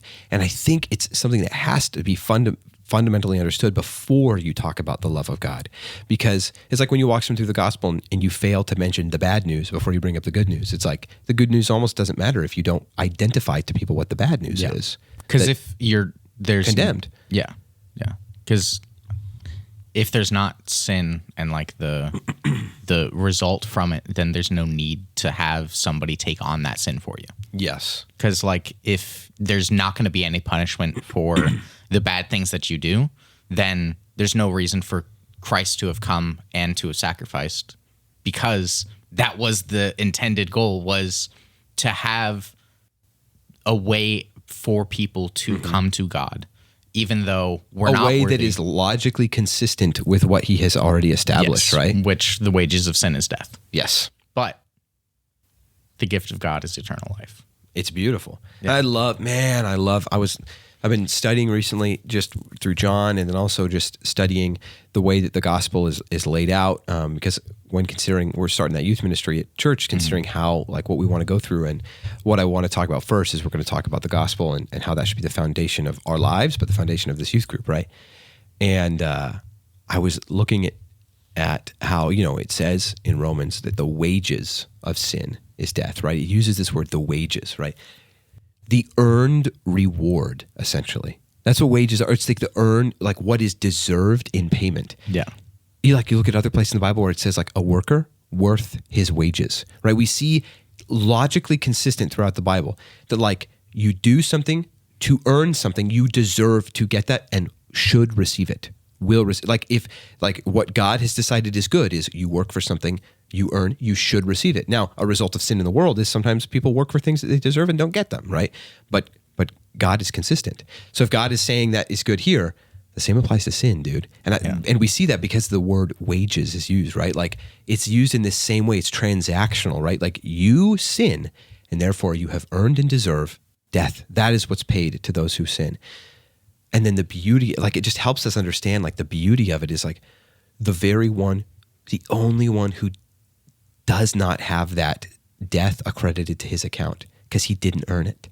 He didn't earn it. He lived the life that doesn't earn that payment, but he still paid it. Like he still received that payment. It's just incredible. Like yesterday, go ahead. And was resurrected. And then was resurrected. Meaning that like it wasn't like too much on his account that he can't take on more. Exactly. Yeah, that's true. He can take on the sin of the world, of all of us. And he has, and he rose again, so there's no end to the amount of people that can come to the Lord. Yes. That's like... Because he has power over huge. even that payment that he received and didn't deserve. Yeah. Because if he died and stayed dead, then... Oh. Okay. So... Just like the rest of us. Yeah. So how much was it that he was able to take from us? How much did he pay for? Did he even how pay much for did any? he pay? Did he pay for that one guy on the cross? Yeah. And that's it? And then the rest of us are just, Yes, it makes me wonder. It's like if it was possible for this to happen, which it's not, for a human who isn't fully God, right? A human to live a sinless life and then be like, okay, I will die for you. Like, it almost makes me wonder if that were even possible, he could probably only die for one person.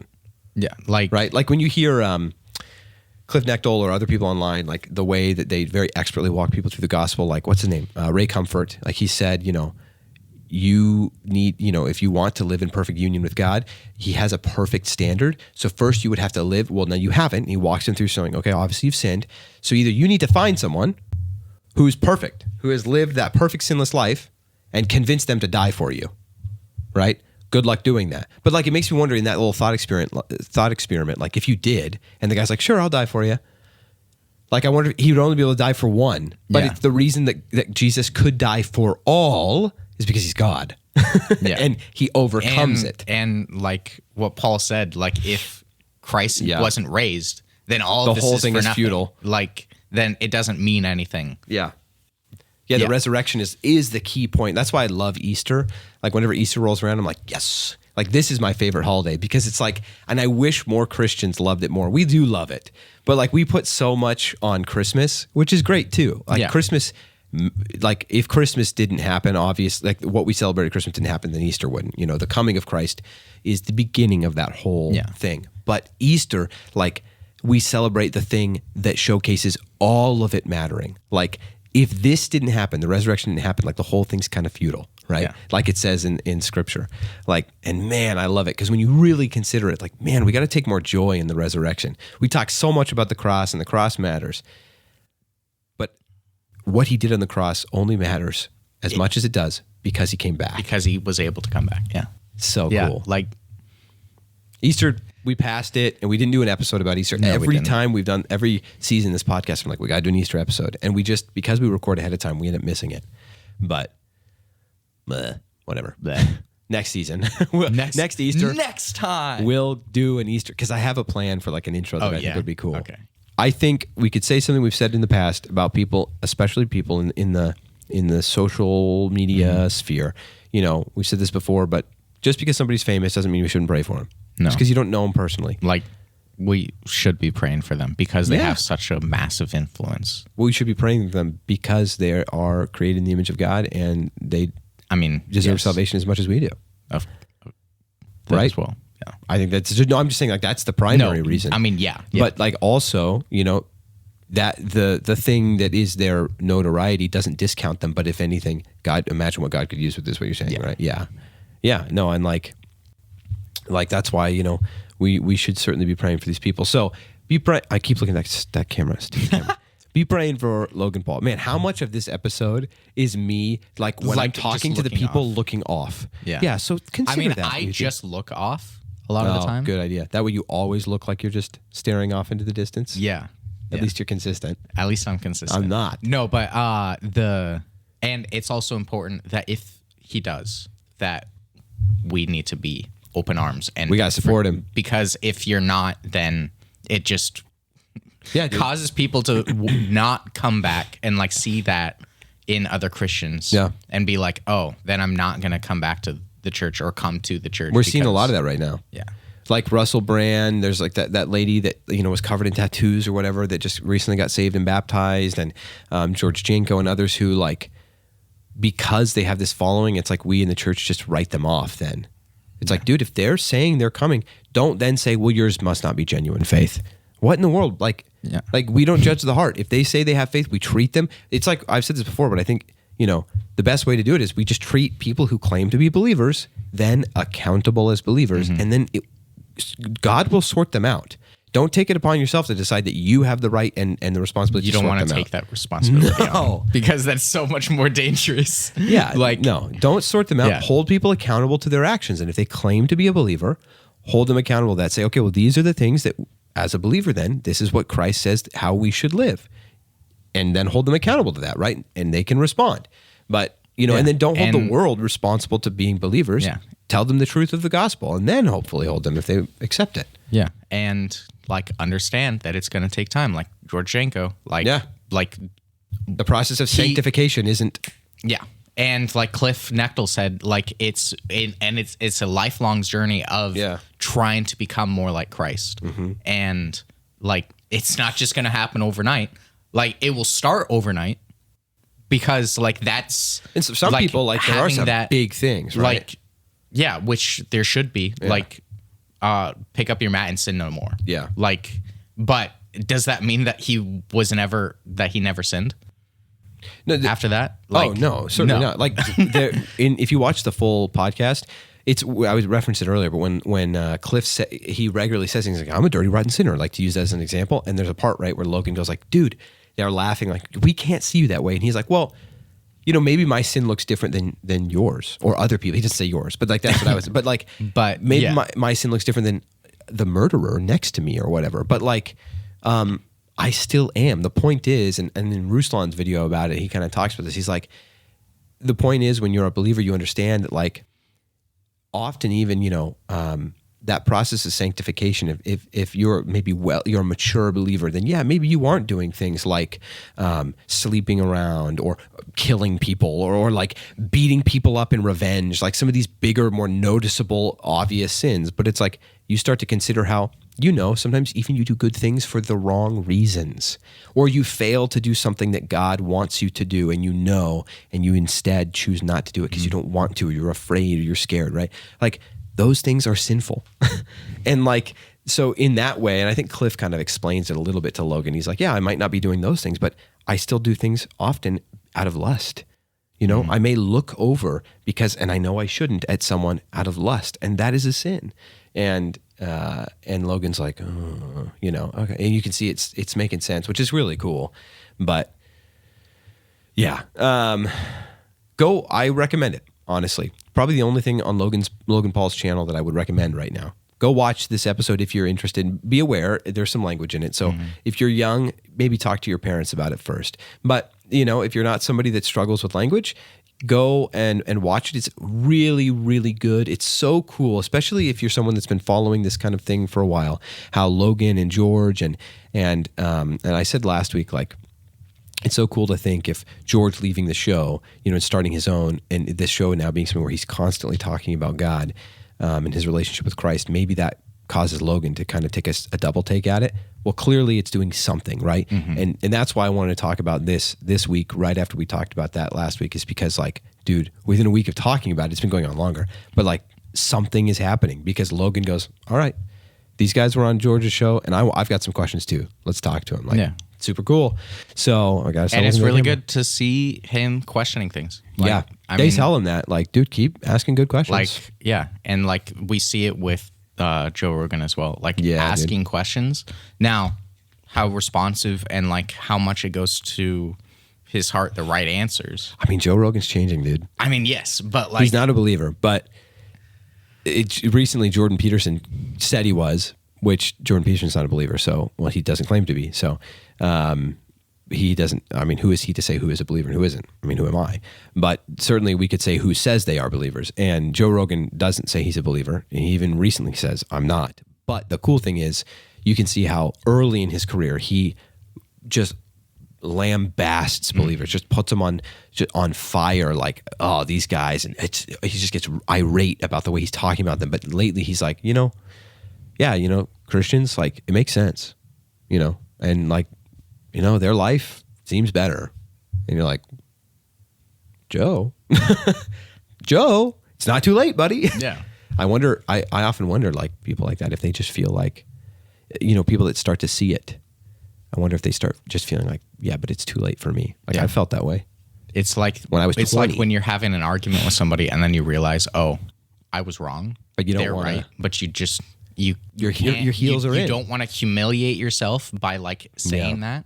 Like, not even that it would like be a humiliation to everyone around you, but just like you get that in your head. Yeah. So, and that's like a pride thing, right? And that's their heels are dug in. It's a big pride thing, and like the pride, and like also coming back to like the wealthy people, like it's more difficult to. You've got more to lose. You have more to lose in this world. Like, often, it's no surprise that often people's conversion to Christ come at their lowest moments when it's like they have the least to lose. Like, God strips them of everything until all that's left is, or they're stripped of everything, and then all that's left, they go like, all I have left is Jesus. Yeah. And you see Christianity blossoms under persecution and in countries that are poor. And maybe it's because in some ways it's like, well, I have nothing else to lose, but literally myself, and give up all the, like, I've seen how all of the decisions I make based on myself have led me to here. So, man, I want a God to tell me what is best. But that's not every conversion story. No, some of them it's absolutely not. Are these ones who, they're people who do have everything to lose. Incredibly encouraging. That is super cool. We love to watch God working in the world. Like that. That's what I love to. That's why I said I'm loving to be a fly on the wall. Like, it's so cool to have seen George Janko's journey. Like, I talk about this guy so much with people because, and I when I was talking to Perry about it, I'm like, part of me is sitting there thinking, like, how are you not as excited about this as I am? Maybe I'm crazy because I'm so excited about watching, and she is, she's like, no, it is really cool.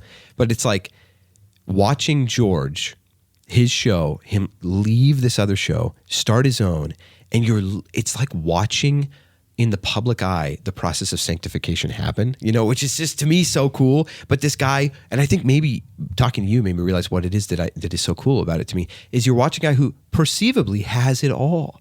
Like now I don't know what's going on. Maybe in the background, maybe he was like financially in ruin. I don't know. But like at the very least, like he was on Logan Paul's podcast. He's friends with Logan Paul. He's meeting famous people, and he's like living the life that what so many young people want. Like they want this life. And despite that, he's like, Christ is more. Christ should be more and I should become less. Like that is so cool to see. It's so cool to see, the person who's at the end of the bottom of the barrel, drug addict, come back and come to Christ. It's just as cool to see that. And it's cool to see this. And it's like, I don't know, there was something else I was going to say about it. Now I forgot. There was like a cooler point I was going to make. Now I forgot. No, there was something I was going to say. Pooh. Talk. All right. What was I saying? I was saying that it's cool to watch. It's really cool to watch sanctification happen. Got it. I was telling Julia about it. Like I said, I've been telling all these people in my life about this whole George Janko thing. I was explaining everything, like how it left and how cool I think it is. And she's like, yeah. And then I was like, and honestly, something really cool to watch is how you're seeing a man who he's now engaged, who was his girlfriend, right? And he would even say when he was on Logan Paul's, he's like, podcast, he's like, I know the Bible says I shouldn't sleep with my girlfriend, but I struggle with that. I still do that. And so like you see this version of him then, who now he's like, I'm working that out of my life. It's like you're seeing him. He knows he shouldn't. He's making excuses for it. He's working it out. So he's slowly, growing closer and closer to Christ, wanting to serve and honor Christ with his life. His language, it's really bad. He makes excuses for it, saying like, I know I shouldn't, but it gives me I think God's using it because it makes me more relatable. Making an excuse for it, working it out of his life. Yeah. Really cool, right? You're also seeing how it's impacting like the woman who he's going to marry, because they're in the episode with Cliffe Knechtle, there's this part where they're like talking and, George mostly leads the discussion, but then there's this part where Cliffe is talking and he references a specific part of scripture. He's like, it says in scripture this, and he starts saying it. And then I think her name is Belle, George's fiance, goes, oh, isn't that John 14? And he goes, very good. It is. And George looks over at her like, whoa. He's like, putting me to shame over here. He's like, I didn't know what verse. And she goes, well, I was just reading that this week. And last week I was reading this, the other one you talked about. Like, you're seeing this person who has become now hungry for the word. Yeah. And she is not just saying, yeah, I'm reading it. Clearly she is, because he starts talking about it and she goes, oh, that's John 14, right? Like, I just thought, like, when I was watching it, I was like, that just made me smile. Like, oh, it's so cool. Like when somebody you've been praying about or praying for, and hopefully discipling, when they start getting it and then they start coming back and be like, I was just reading in Jude this, and you're like, oh man, you're in the word. That's so great. Because it's different from like forcing people to have a discussion about it and then them on their own looking it up, and then it shows their actual hunger and that drive to because you can't force somebody's heart. No. And you can't force somebody to... You can't force desire. You can't force desire. And you have to make it as desirable as you can for them to make that first step so that God will come to them, change their heart, and make them hungry for him more. But it's ultimately a choice that the other person has to make. Yeah. And like being able to see them make that... Yeah. It's like something Matt says all the time. He's like, I will try and do everything I can for my students, but at the end of the day, I can't force them to choose Jesus, right? I can't force them to love Jesus. So I imagine this is something that maybe a youth pastor would feel like when you're working with youth, and then finally one of those kids comes up to you and is like, hey, I was reading, Malachi today or whatever, and you're like, that's not even what we're reading. Like, you weren't reading up on what we're going to talk about next week. We're talking about the Gospel of John. And he's like, yeah, I was reading it. There's this one kid at WBCS, you know exactly what I'm talking about. I think he's great. And I'm just excited to get to know him more as we're doing this youth group thing. But when I went and talked and did the chapel, he came up to me afterward and was like, he showed me the notes he took and was asking me a question. So he's like, so it's this, right? These 4 things are the things you talked about? And I was like, man, I knew if there was somebody here that would do that, It was you. I love that kid. And yeah, dude, he's great. You know who you are. And dude, I think you're great. I think all those kids there are great. And I want you to know that made my day. If you're listening to this, it made my day because someone there, I was there to teach. I was there to preach essentially, right? And I asked to do that. And that is really scary. But then when someone comes up and like if you go in doing that, the only reason I went and did it, because if I did it for myself, I wouldn't have done it because I was too scared. But the only reason I did it is because I believe it's what God wants me to do, and it's good to do the things God wants. It's right, and that's what being a Christian means. So I'm going to do it. But then the thing is, like, right after doing it, man, the enemy will do whatever he can to make you feel like, to discredit it, to make you feel like it didn't matter. And so I walk away from it being like, man, I don't even think that mattered. Like Matt talks about that all the time. Yeah. Like preaches and, like did that, like just feeling discouraged. And like I walked away and Matt's like, how do you feel? Do you think it went well? And I was like, I don't know. I mean, I don't even think any of them like responded, like it felt like the whole time they're just sitting there like, okay, bye, which obviously isn't true. I think that's just me, the way I'm seeing it. But then having you walk out and, be like, hey, so, okay, you were talking about this, teaching about this, and it was these 4 things, right? And like, it just shows that you cared and you were listening, and then that you are hungry for God. And I'm like, dude, if I was only here to maybe help disciple one kid who is hungry for the Lord, my whole life has been worth it. My whole life is worth it, right? It's like when we're talking about Christian influence, if like one person finds the community, is discipled, and was one person who was trapped on the internet, didn't have a church, comes to Christian influence, discipled, inspired to go, like if Panda, Gothica Panda, like if she, someone who not a Christian, and I can talk about her, she said that I can, Gothic Panda, not a Christian, finds our community, plays ARC with Christians, ends up realizing maybe Christians aren't what I thought they were, ends up becoming a Christian, getting a Bible, going to church, is going to church regularly now, is looking to get baptized. If that's the only person that is ever affected, it will all have been worth it. Yeah. Like, it's like my whole life feels like it will have been worth it if I just got to be a part of just that one thing, because it's like, yeah, it's incredible. It's so cool. Yeah. I was talking to Perry last night about how, like, when I was younger, when I was in youth group, and Cyrus, I have it here. Cyrus gave us these cards. They're the Dare to Share model for the gospel, the GOSPEL. Like, have you heard of this? Sharing the gospel? I think so. Like G, God created us to be with him. O, our sins separate us from God. S, sins cannot be removed by good deeds. P, paying the price for sin, Jesus died and rose again. Everyone who trusts in him has eternal life. Life that's eternal means we will be with Jesus forever. I remember him like doing, a series essentially of weeks where he talked to us about this. He went through all the references that are there in the Bible, showed us where it says that in the Bible. We did weeks and weeks of talking about this method of sharing the gospel. And then he said, all right, and he actually, this is when I was hanging out with him on Tuesdays. He had me laminate these cards and then handed them out to every student. And he's like, all right, now we're going to practice this. So get with a buddy, practice it until you've got it memorized. And then next week, we're going to come back and you have to preach the gospel to me using it without the card. And I remember just, like doing all that. I came out of that whole thing, Cyrus being like, now go practice this on people that need to hear the gospel. Don't practice it. Put it into practice, And I walked away from it being like, I will never do that. Like, I'm feeling so guilty because I'm like, the Bible says we are all called to that. And I cannot share the gospel. That is the most terrifying thing. That will never be what I do. I got to figure out what my job is going to be. That way I don't accidentally have to end up having to do that as a job. Like, that's what Cyrus does as a job. That sounds terrifying. I don't want that. Maybe if I'm called to do that, well, I can have a different job, but every now and then I'll be in situations where I have to share the gospel, but I'll have to, so I'll do that. That'll be fine. I can live with that life because it's not as scary. It's the least scary version of, because if I know I have to do it, I have to do it. Dude, that's my job now. And yeah, you know what? It's just so, I was laughing last night when talking to Perry about it. Just had this huge smile on my face, like the way God has worked in my life. Because last night on the way home from picking up dinner, I'm nearing the house and I look down, I happen to look down. I get Discord notifications constantly. I don't look at all of them because, especially if I'm driving, I shouldn't. Yeah. But like, they're constantly going off. And I just happened to look down at my phone while driving and see it says, someone goes, "Hey dude, you need to enter the voice chat right now." And I was like, oh man, I feel so guilty. I can't, I'm driving.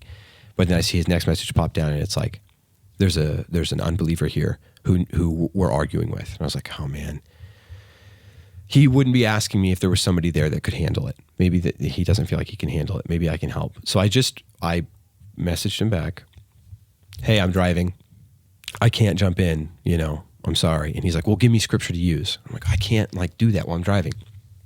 So I just joined the voice chat, muted, and listened. And there was somebody there that was they were all doing a great job talking to this kid. And this is a kid I've talked to before. If you've watched the video on the YouTube channel where I'm playing Helldivers 2, talking to it's that kid. And he's a little adversarial. But part of what he does, and I don't know if it's intentional or not, but when he'll ask a question. And it's like, okay, I want to answer that question. I will answer that question using the Bible. I'm glad you asked. Thank you. And you start answering. About halfway through the answer, he thinks of another question, just asks it, usually based on something you said. But he's like, didn't one time Jesus steal a donkey? And you're like, dude, that's totally out of left field. It's wrong, but totally. I'm literally right now trying to establish with you the foundation of the bad so that I can get into the good news, right? I'm trying to walk him through the gospel as an answer for his question, because I was like he asked a question, I'm like, oh, that's the perfect question. I can share the gospel with him as the answer. That's perfect. And here I am going halfway through. He's like, well, but didn't Jesus steal a donkey? He does that a lot. And if you allow him to control the conversation, right, you can't share the gospel with him effectively. And so I just said, hey man, don't interrupt me. I'm going to finish because I'm giving you an answer. I'm going to finish my answer. Then you can come back to it, right? But what happened was, I was just listening, and then I got home, and Perry was so hungry. I mean, she's pregnant, dude. She's just yesterday told me, I think I'm at the part where now in the afternoon I get so hungry, And so I was bringing home dinner. I walked down and I've got it on speaker. I'm listening to the conversation. They're doing a good job, but I can hear he's really starting to get to them, and they haven't it doesn't sound like they're yelling at him yet, but they're getting frustrated because he's being frustrating. And I'm like, okay, this is a good moment. I should step in and help. If nothing, hopefully to help give them a chance to not have to be the ones to respond. I'm coming into this fresh. I can control the conversation a little bit and help and give them a break. And so I just set the food down. I looked at her. I'm like, sorry. And then I stepped into the other room and joined. And I start talking. Dude, I was coming into the conversation late too. I'm like, I don't know the full context of all this, but I just waited till I heard a question where I'm like, all right, I can jump in there, give them a break and answer that question. I start and he starts interrupting me, and then one of the other guys is like, hey dude, let him answer your question. And so he goes, oh, okay, I'm sorry. So I start answering, and then he tried to interrupt, and I told him, no, I'm going to finish answering. And I shared the whole gospel with him, and he stayed quiet the whole time, other than interrupting and me telling him to stop. He said, okay, I'm sorry, and listened. And I shared it in a way that I've been kind of practicing lately, thinking about, this is my new strategy for sharing it, the way I want to share it. And I think it's effective. And it's inspired a little bit by some things that Cliffe Knechtle says and Ray Comfort. But most importantly, what it is, if Cyrus, if you're listening, it is this thing. Man, it works well. And I've memorized essentially, the main points. And then what it allows me to do is between it, kind of extrapolate on it. I think this is a really good tool. This is still the card I've had since I was a kid. Barry and I both have them. Love Cyrus, man. He's a guy. But I was doing that, and I finished, and I was like, all right, I got to go. My poor pregnant wife is starving, and she's waiting to eat dinner for me. Here we go. And it's an hour later than we were planning on eating dinner. So, guys, I got to go, They're like, okay. And I told one of the other guys, you've got this. You can handle the conversation. But I got to leave. So I left. And then I was talking to Perry, and I'm like, dude, I just remember there being a time where I was like, I will never do that because it scares me so bad. Never do I want to be the person that is expected to have the answer. Because if you start sharing the gospel, guess what? You are inviting them to then look at you and go, you're the one with the answer. So you don't get to share halfway through and then go so what do you think the rest is? You better have it all. Mm-hmm. And so, I was as a kid, even a 15, 16-year-old, I was I never want to be in that situation.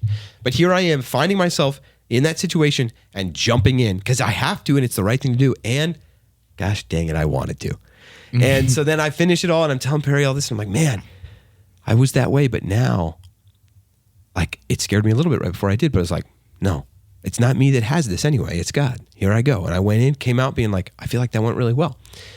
He didn't say, I want to accept Christ right now, and it's important when you share the gospel to give him that opportunity. Don't leave it on that. Always ask, do you Like, what do you think about that? Do you believe that?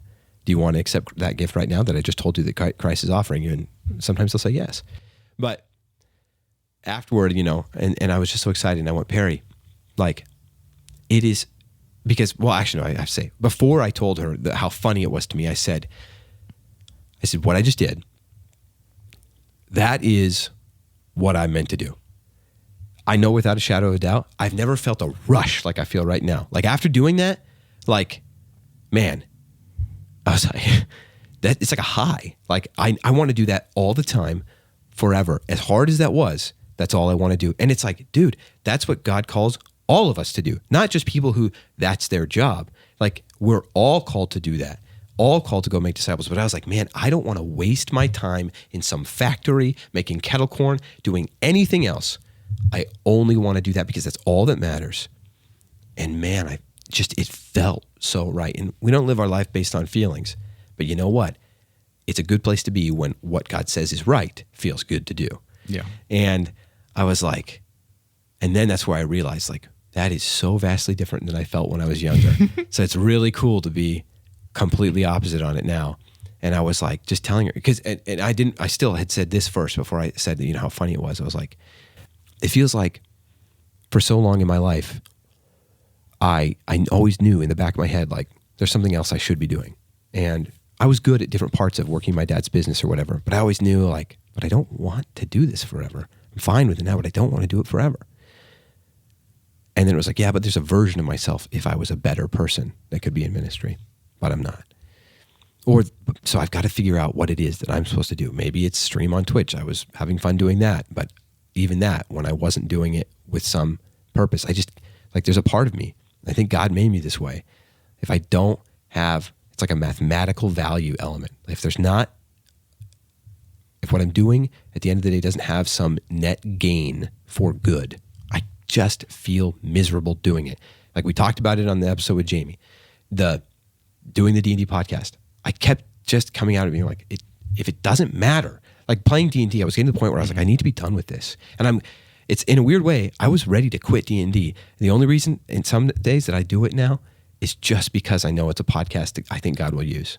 And I'm sorry, I do like playing that game, but it's just like life is really busy and there's so many other things that I feel like these things matter more. And there's been some recent sessions that have been fun and I'm like, okay, that makes me want to play it again. But there's been a lot where I can walk away and I'm just like, I don't want to waste my 6 hours on Friday doing that anymore because I could be spending that time prepping for this youth group that we're doing, or I could use that for so many other things. And so I have just this thing in the back of my head that's always feeling that way. And I feel just miserable sometimes if it's like, it doesn't matter. And so like I was feeling that way about work all the time. But now, like, I felt like a puzzle piece that sometimes fit into place, but then was just moving and would shift out of place all the time. And now I just feel like a puzzle piece that finally fit the moving puzzle. Like I'm fit into it and I'm moving and doing and I'm never slipping out of place because I'm right where I should be.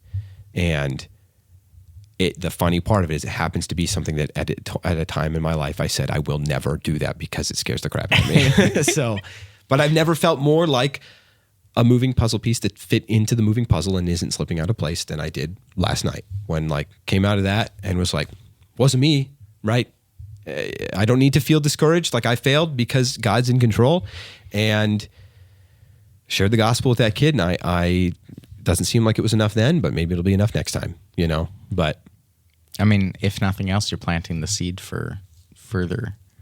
Yeah. Like, yeah, if looking nothing back else. on, like, Maybe in 10 because years. that's like, because we're not told that we're going to reap all. We're not promised it. Yeah, we're not promised to, like, the harvest is plentiful and Yeah. the workers are few. And Yeah. And so those workers have to They're- be in a lot of areas to cover Yeah. a lot of ground. So you're not going to see the ground, all the harvest ground, right? yeah. And you're going to be harvesting from other people's good work. Yeah. Like, that's like, Yeah, it's like, but like that, it's just important to remember that it's not our work that we're investing into it. It's yeah. God that's like using us to plant, and then others may harvest, we may harvest. Mm-hmm. But it's important that it's not about our hard work that we're putting into it. It's about that we're doing everything for God, and that Exactly. God is the end all be all of everything that we're doing. Yeah, because if you do make it about yourself, then you will only do the things that you think you will see the harvest in. I think if that would be true of me, like, because I was saying, like, it's hard for me to do things sometimes where I don't feel like it matters. Like, if I don't see the net positive. Yeah. So, like, I don't think I could do this, if that was... Yeah, that's if kind it of was for me. So, like, with satellite gaming, we'll talk about it more, but this is something that we didn't talk about. Yeah. That we don't talk about.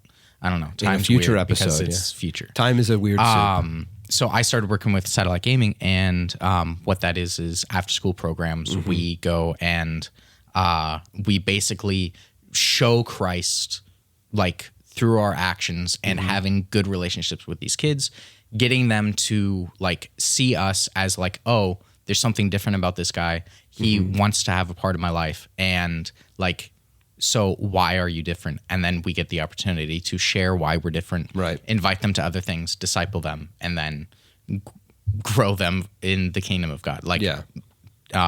It's like, a lot of planting seed work, it's- right? Yeah. So, like, a lot of it was we're in public schools, and it's like you can't just say, hey, guys, Jesus is awesome. You need to become a believer. Yeah. He'll save you from your sins. You're wretched sinners. Like, Christ has died for you. Yeah. Go to him.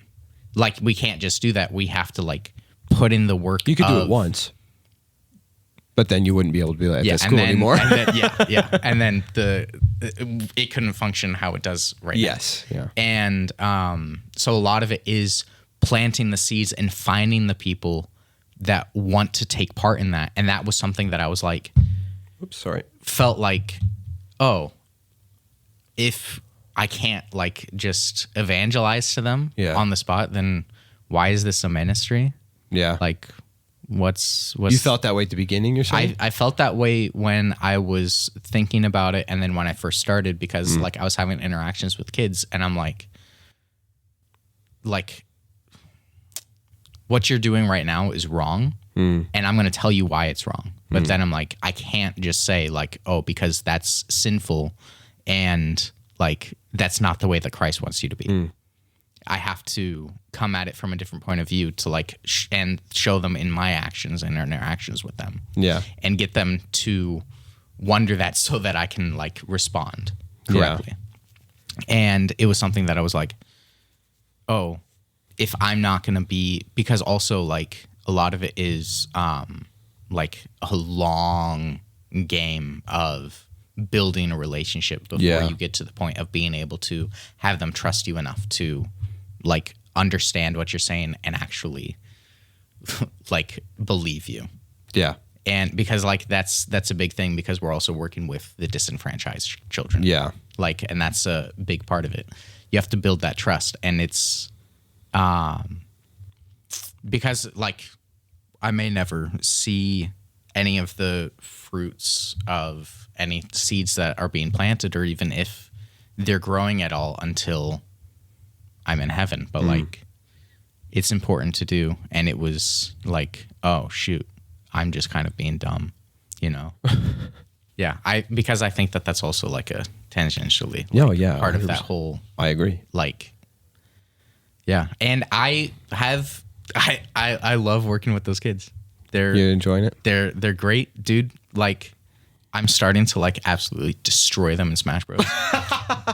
Wait, some of the ones that were beating you? Yeah. Whoa. Because, like, I'm trash at, like, fighting games. Oh, it's Smash games.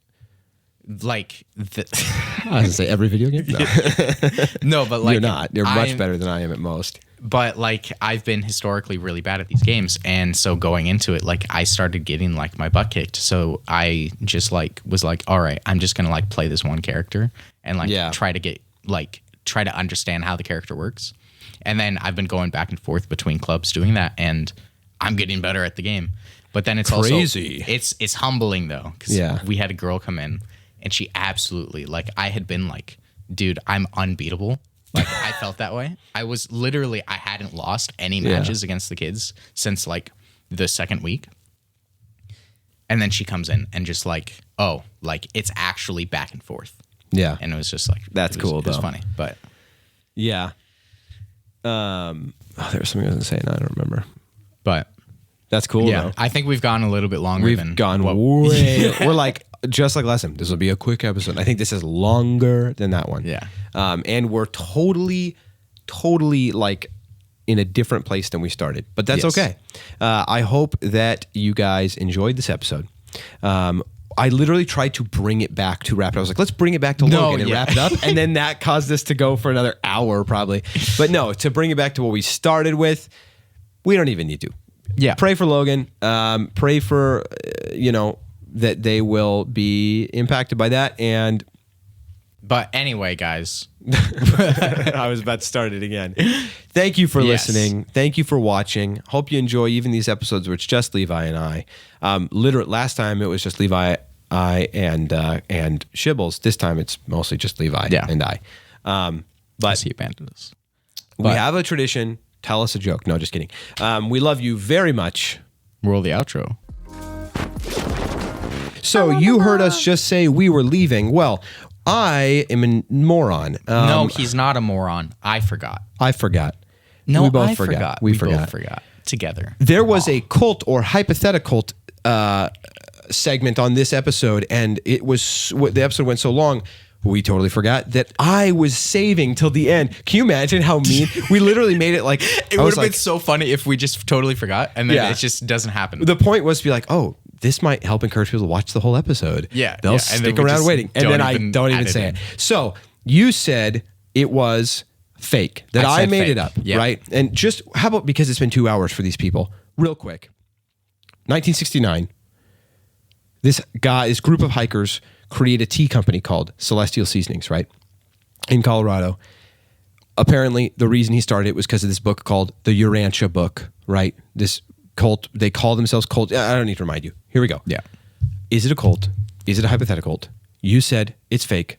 Shibley out there said it's real. It is, in fact, a cult.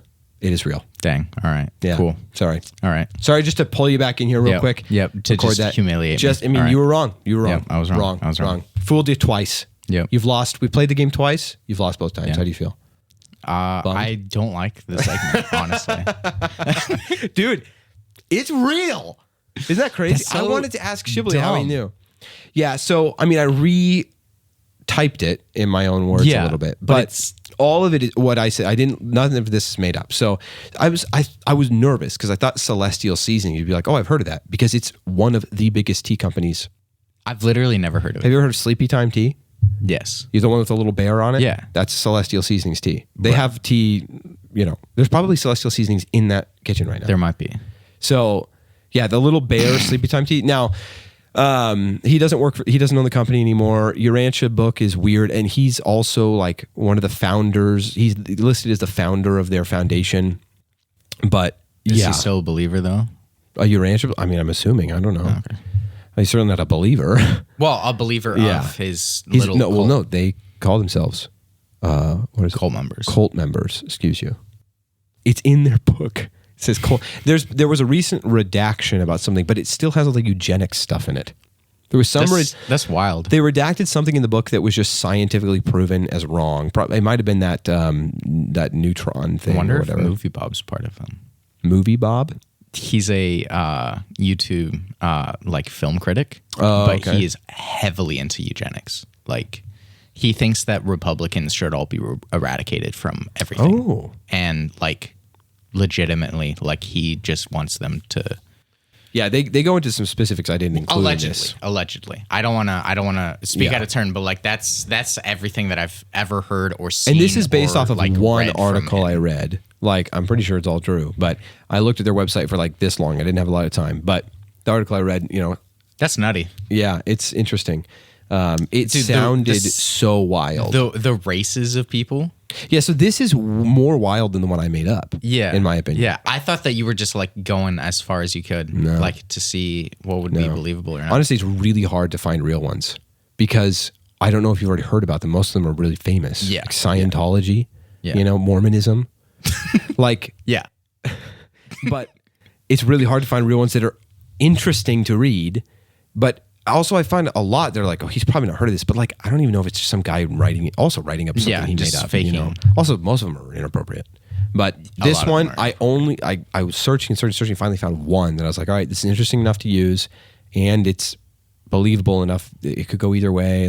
But yeah, I thought it was interesting. So it's kind of dumb. It is true though. I don't know if they still do this, but they were always writing on like the teabag things, the little like things that hang out, and the sides of the boxes, like inspirational quotes, and they were quotes from the Urantia book. Oh, Which is why some people think, it's like, it's called celestial seasonings. Like it's like he's sprinkling little bits of the celestial extraterrestrial wisdom. Yeah. But yeah, I thought the thing that was going to trip you up was his name, Mo Siegel. I mean, I didn't care about last time anymore. you guys did. No, but like this time I'm just like, whatever. He can. Last He's time you guys just were gonna. like, Charles Carlin sounds like Charles Darwin, therefore you made it up. And I went with, and this one's guy's name is Mo Siegel. Mosiegel. Mo Siegel. Mo Siegel. Yeah. Mo Siegel. Yeah. Charles Carlin, by the way, was not a Charles Darwin thing. I just took Charles Manson and the stand-up comedian George Carlin and mixed their names. I was just thinking Manson with the Charles. Yeah. I wasn't even thinking the Darwin thing. That was a bunch of Shibboleth's thing. people. Shibley and people in the comments are like, B. Young was like, or Bryce was like, I think he commented. He's the only person I think that commented in real time, like before it was revealed. He was like, I think it's fake because Charles Carlin sounds like Charles Darwin. And I was like, All right. Okay, well, now you know. Levi was There you wrong. go. I was It wrong. is a real cult. We love you very much. And now really outro.